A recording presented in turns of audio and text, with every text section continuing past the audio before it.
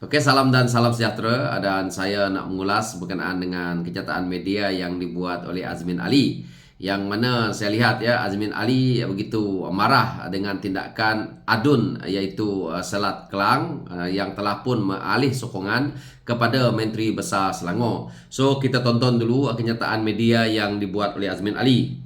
Kami, ahli-ahli Dewan Negeri Perikatan Nasional mengutuk sekeras-kerasnya tindakan yang diambil oleh Selat Kelang. Ini satu tindakan yang khianat dan tidak bertanggungjawab kepada mandat yang diberikan oleh rakyat. Namun, apakah tindakan seterusnya? Kita ada peruntukan undang-undang, kita ada perlembagaan dalam parti. Pastinya proses ini akan kita lalui untuk berlaku adil kepada semua pihak. Ini memang saya kerja musuh. Okay. Jeram. Yang dinamakan dengkir, yang dinamakan jeram, yang dinamakan Morib, Sungai Kandis, Ni Batang Kali. Batang Kali. Ada depan semuanya.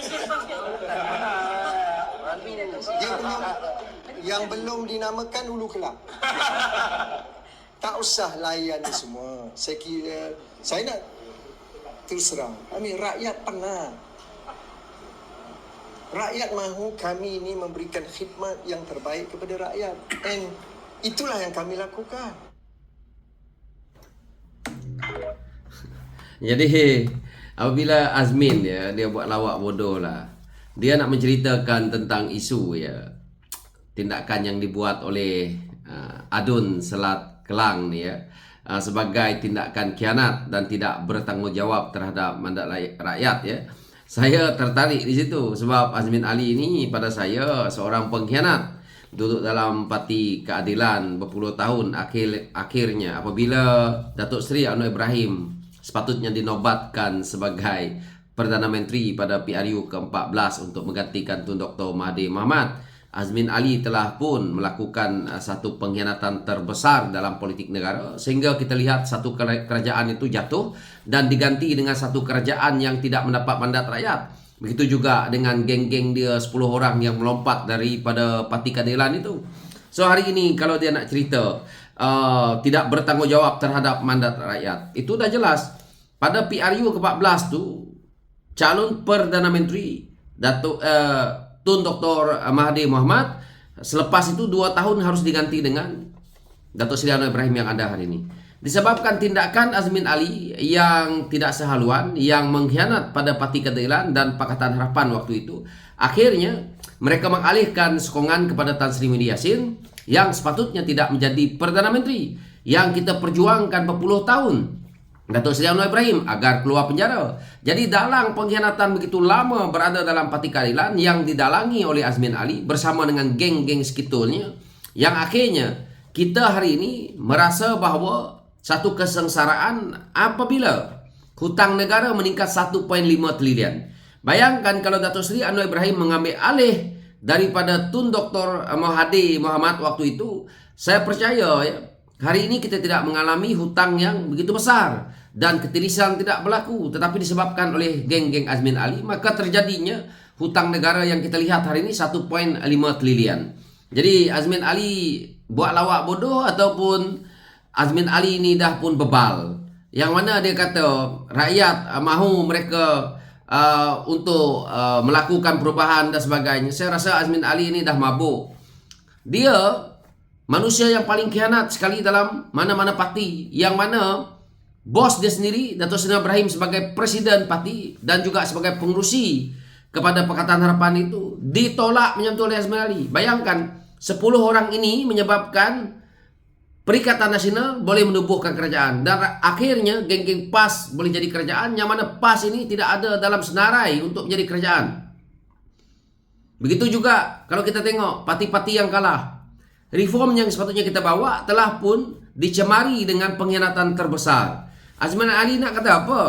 Nak cerita tentang tindakan khianat. Saya rasa Azmin Ali tidak sesuai untuk bercakap dengan tindakan khianat ni. Dia kena cermin muka dia betul-betul.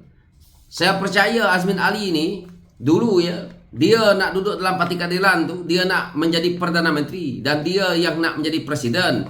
Sebab itu banyak perbalahan di situ berlaku. Azmin Ali telah membuat tim dia untuk merosak, untuk merobekkan apa yang telah terjadi, yang kita lihat di kemuncaknya, yaitu di Langkah Seratan.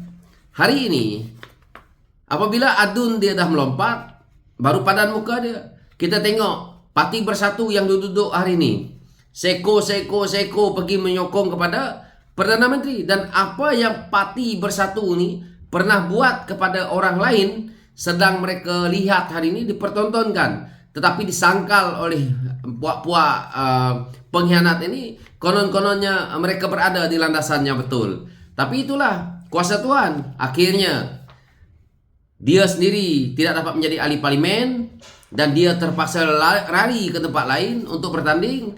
Dan kita tengok pula Tan Sri Muhyiddin Yassin mengalami nasib yang sama sebagai kepimpinan parti, sebagai pengurusi Perikatan Nasional, sebagai presiden Parti Bersatu.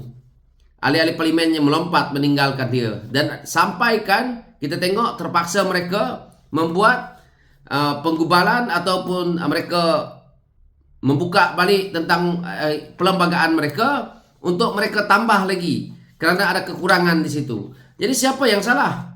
Sekarang ini itulah sikap kamu orang yang mengkhianat kepada parti kamu, mengkhianat kepada kawan-kawan kamu. Hari ini kamu terimalah. Jadi kita tengok Tan Sri Muhyiddin Yassin hari ini tak dapat nak terima kenyataan, yaitu ahli parlimen mereka melompat kerana tidak ada sign bond dan sebagainya. Buatlah pindaan, buatlah ubah dekat perlembagaan mereka kerana ada kelompangan di situ. Hantar kepada ROS. Belum lulus dah beritahu dengan megah dekat media, kononnya yang 6 orang ni akan diambil tindakan, akan berlaku PRK, dan benda-benda ini belum lagi muktamad dan belum lagi sampai kepada speaker. Harus diputuskan kepada speaker kalau dah diluluskan oleh ROS. Jadi proses dia masih panjang jauh, tapi diumumkan seolah-olah dah berlaku. Dalam mereka mengumumkan, yaitu mereka telah pun melakukan pindaan terhadap perlembagaan mereka. Dalam waktu yang sama kita lihat masih ada pemimpin-pemimpin mereka yang keluar dan akhirnya menyokong kepada kerajaan yang membentuk negeri seperti mana di Selangor hari ini. Dan kita lihat di pusat, mungkin selepas ini akan berlaku lagi lompat-melompat.